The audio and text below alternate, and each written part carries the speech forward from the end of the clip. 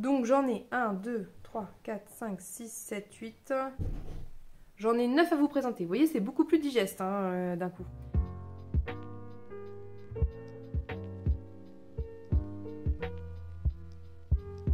Coucou tout le monde. Alors, on se retrouve aujourd'hui pour le bilan de lecture de novembre. Je vais faire 2 bilans parce que, après réflexion, j'ai décidé de séparer les bilans lecture hors catégorie, voilà, et les bilans lecture de Biblio Hall, d'Emprunt Médiathèque. Pour que ça soit plus clair, et bien séparé, et ça sera surtout des vidéos beaucoup plus courtes, donc beaucoup plus digestes, et non seulement à tourner, mais aussi à regarder. Voilà. Donc aujourd'hui, c'est le bilan lecture de novembre hors catégorie, hors PAL Médiathèque.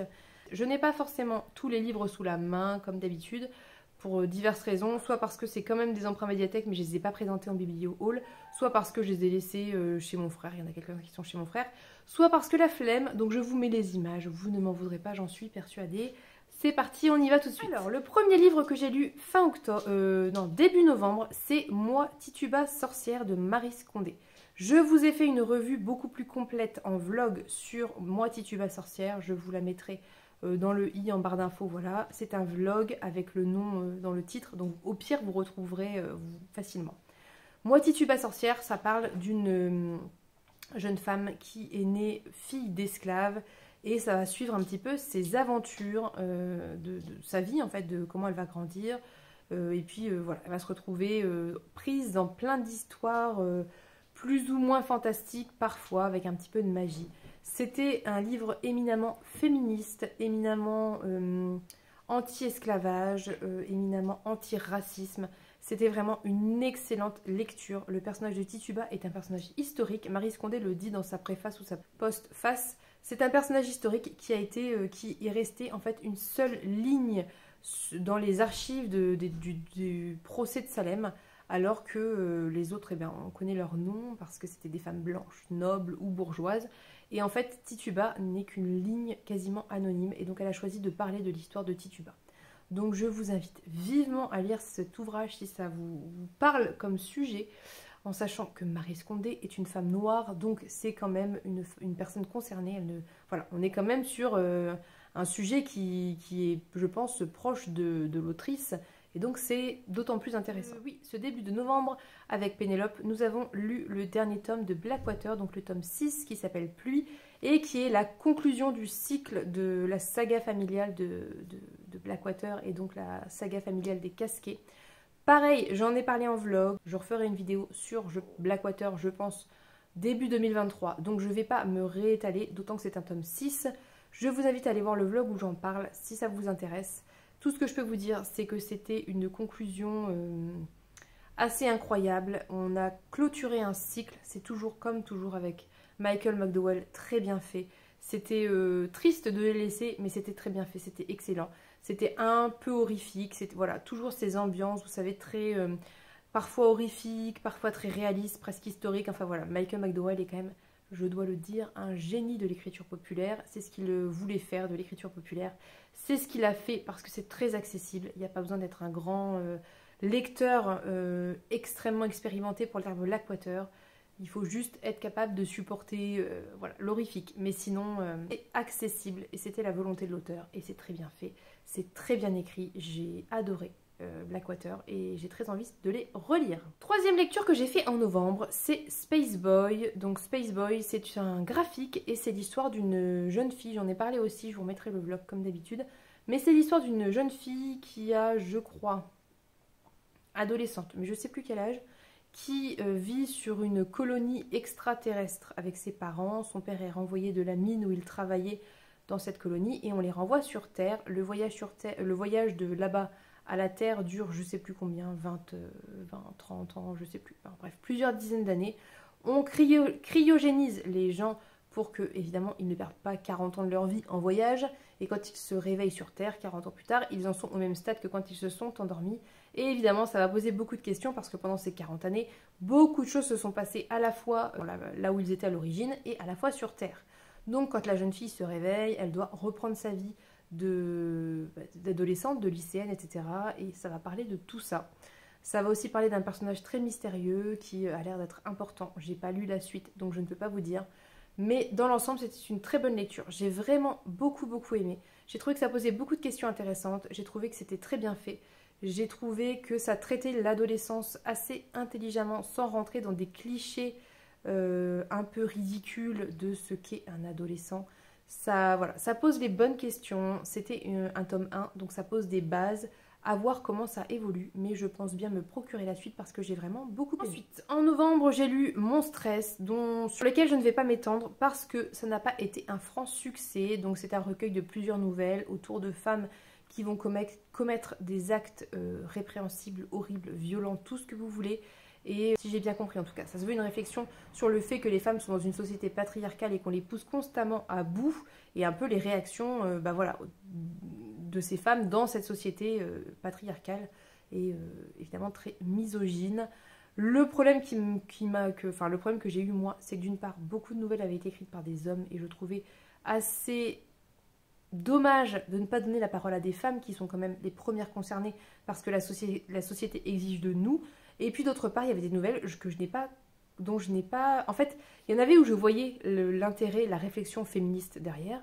Il y en avait où vraiment j'avais l'impression que c'était juste de l'horreur et du gore et du dégueu pour du dégueu. Voilà, je suis un peu passée à côté, je pense. Soit parce qu'il n'y avait rien à voir de plus, soit parce que j'étais pas dedans, je sais pas. Donc je ne vais pas m'étendre, je n'ai pas plus aimé que ça. Certaines étaient bien, d'autres pas du tout. Voilà. Lecture suivante, j'ai abandonné, c'est un abandon, je vous le dis, j'ai abandonné. Ou du moins c'est en pause, plus, à voir si un jour je reprends. Rose éternelle, j'ai abandonné parce que en fait je pense que ce n'est pas du tout une lecture pour moi. C'est une lecture vraiment pour les ados. Très ado. Et j'avais vu tellement de bons retours que je m'étais dit que peut-être la couverture et le titre n'étaient pas annonciateurs de ce qui allait se passer, et en fait, si, très concrètement. Donc c'est une réécriture de La Belle et la Bête, c'est très proche, je trouve, du conte de Disney, à mon sens. D'ailleurs, je pense qu'il y a même des citations du conte de Disney dedans. Donc voilà, après, on est sensible, on n'aime pas, c'est propre à chacun. Moi, personnellement, ce qui m'a posé le plus de problèmes, c'est pas tant ça que, d'une part, j'ai trouvé que c'était long et en même temps certaines choses très ellipsées. Donc ça crée un peu des trous dans ma lecture bizarre, ou alors c'est parce que c'est moi qui ai pas lu un peu en diagonale, c'est possible. Mais surtout en fait ce qui a fait que j'ai commencé à décrocher, c'est que j'ai trouvé que l'écriture était assez... Enfin j'ai pas accroché avec le style d'écriture. Pour moi c'est pas un style d'écriture qui m'accroche. Je pense que c'est une écriture de jeunesse, l'autrice l'a écrit jeune, et c'est dédié plutôt à des publics très adeptes de romance ou alors à des publics plutôt ados. Et je ne suis pas la cible, donc ça n'a pas fonctionné avec moi. J'ai abandonné à 80%, donc à 20% de la fin, mais vraiment en fait je lisais en diagonale. Enfin, et puis je pense pas que le dénouement, à partir du moment où j'ai lu 80% du bouquin, je pense pas que le dénouement justifie le fait que j'ai bof apprécié tout du long quoi. Donc voilà, c'est juste que moi et le livre, ça ne marche pas, c'est comme ça, ça peut pas toujours marcher. Je pense que je suis assez peu cliente de romance, sauf si c'est très addictif. Par exemple, de rose et d'épines et de rose et tout ça, là, je les ai lus, c'était très addictif. C'est une lecture que j'ai fait sous le coup de l'addiction parce que je voulais savoir, que j'étais accrochée aux histoires d'amour, pas au premier tome, hein, mais par la suite à l'histoire d'amour entre les deux personnages. Après, je vous avoue qu'une fois refermée, ça m'a pas marqué. Je me souviens absolument d'aucun des conflits de l'histoire. Je ne me rappelle que de l'histoire d'amour. Donc c'est vraiment une romance à mon sens. Et voilà, j'irai pas forcément le relire. C'était pas non plus, c'était bien. Voilà, j'étais dedans. J'avais envie de savoir. J'ai su, j'ai lu, j'ai aimé ma lecture. Mais c'est pas non plus un truc hyper notable. Voilà. Bon bah là on est un peu en dessous de ça, ça veut dire que ça se veut, je pense, être un petit peu dans le même délire, sauf que ça m'a pas accroché. Le mois passé, j'ai lu Les Enfants de l'innommé de Brandon Sanderson, alias Branderson, pour voilà, ceux qui savent. Bref, j'ai eu du mal, franchement, au début j'étais dedans, au milieu j'ai un peu décroché et à la fin j'étais à nouveau dedans. Deux facteurs à ça. Je pense que d'une part, je m'attendais pas du tout à ça parce que c'était pas ce que je connaissais de Brandon Sanderson, donc ça m'a déstabilisée parce que là on est dans un monde quand même proche du nôtre, mais avec des démons, avec de la magie. Je m'attendais pas à ça en fait, je pense. D'autre part, je pense que je l'ai lu quand j'étais fatiguée, ce qui n'était pas franchement une très bonne idée.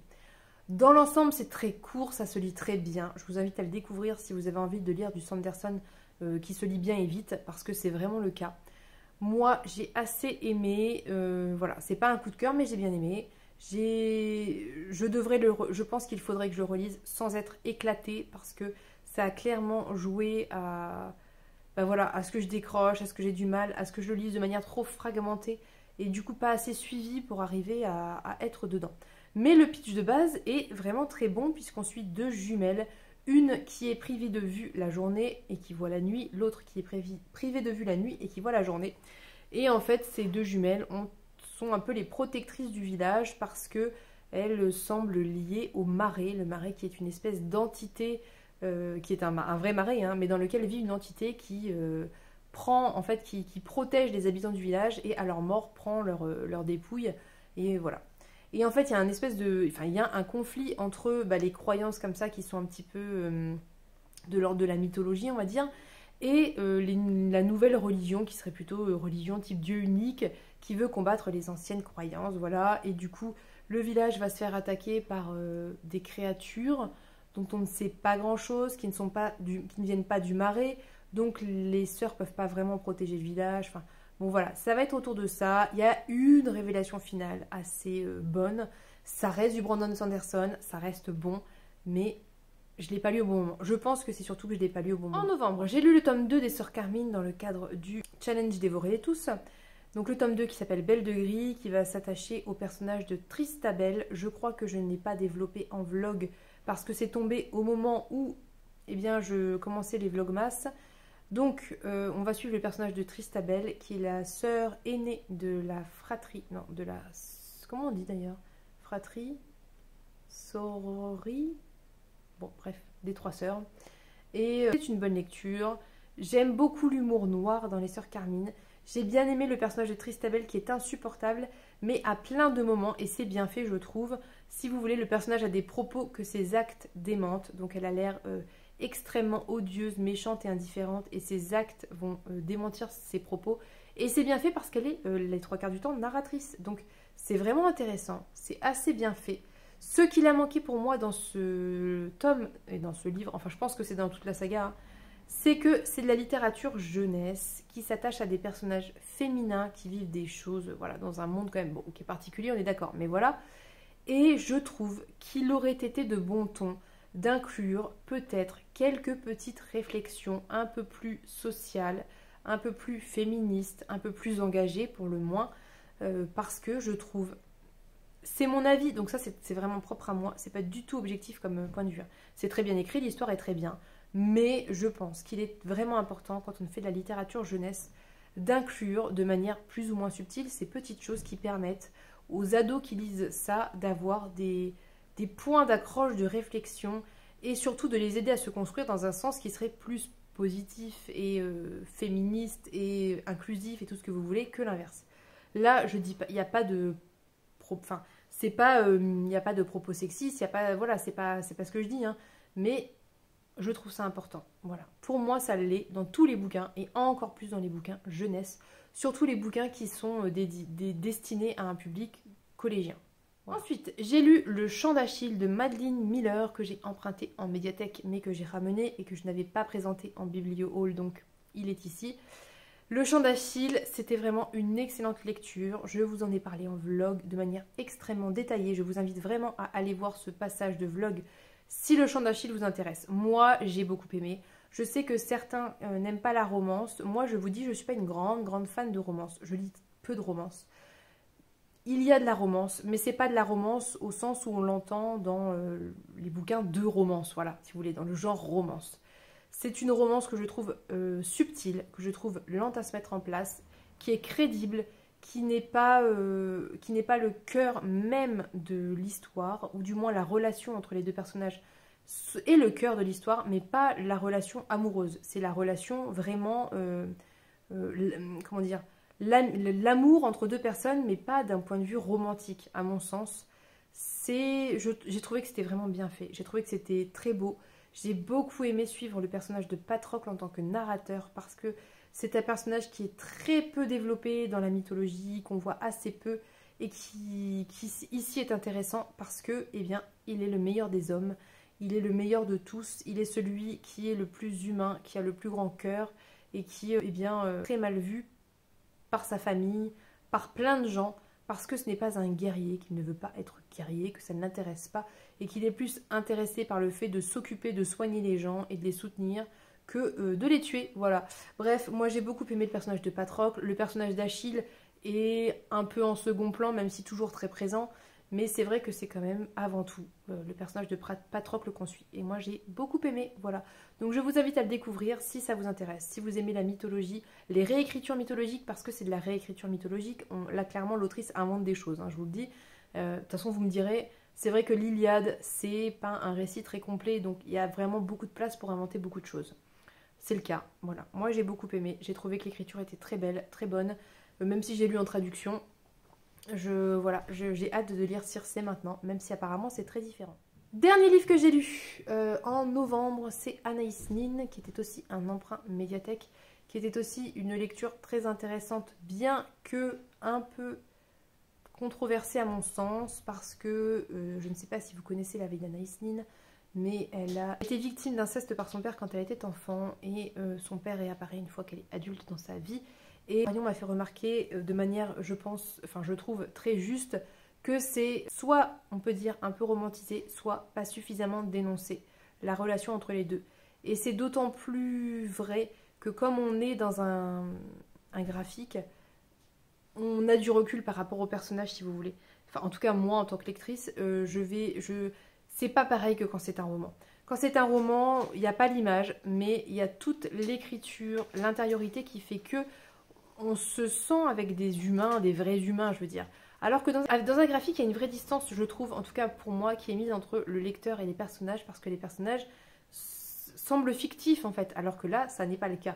Et du coup, c'est vrai qu'il y a quelque chose qui a été manqué au niveau de, voilà, de cette dénonciation des relations non consenties entre Anaïs et son père, quand elle est enfant, quand elle est adulte, qui ne sont pas non consentis, mais qui sont sous emprise, ce qui revient sensiblement à la même chose. Voilà. Mais sinon, au demeurant, les illustrations étaient sublimissimes, le dessin est sublimissime, j'ai adoré, mais j'adore ce style, ce trait de crayon, les couleurs, tout était très très beau. Dans le vlog, je vous montre plein de planches, allez les voir, c'est très beau, mais soyez prévenus qu'il y a un gros trigger warning sur pédocriminalité et inceste. Sur ce, j'ai fait le tour de mes lectures hors catégorie de novembre. Je vous filmerai une vidéo avec un bilan Biblio 1 complété, parce que la dernière fois que j'ai filmé mon bilan Biblio Haul, il en manquait quelques-uns, donc je vais les compléter. Et mon bilan Biblio Haul 2 qui a bien avancé. Et peut-être, je ne sais plus ce que j'avais mis dans Biblio Haul 2, mais je crois que j'ai rien emprunté trop depuis. Donc voilà, je ne filmerai pas pour le moment de Biblio Haul. Ça reviendra plus tard. Là, j'ai vraiment beaucoup de choses à lire. D'autant que j'ai acheté beaucoup de livres et que j'en ai encore beaucoup. Vous voyez, là, tout ça, quasiment tout, sont des emprunts. Voilà. Donc, sur ce, n'hésitez pas à me dire si vous avez lu certains livres ou si certains vous intéressent, vous donnent envie. N'hésitez pas à me donner votre avis par rapport à, et rebondir par rapport à ce que j'ai dit sur les livres que j'ai lus. Et éventuellement à me donner des recommandations par rapport aux livres que j'ai aimés, parce que j'aime bien... J'aime toujours bien découvrir des nouvelles choses. Parfois, on me donne des recommandations de choses que j'aurais jamais découvert seule, en fait. Voilà. Sur ce, je vous laisse. Je vous souhaite une bonne journée, une bonne soirée. Et je vous dis à demain, du coup, pour une nouvelle vidéo. Bye bye.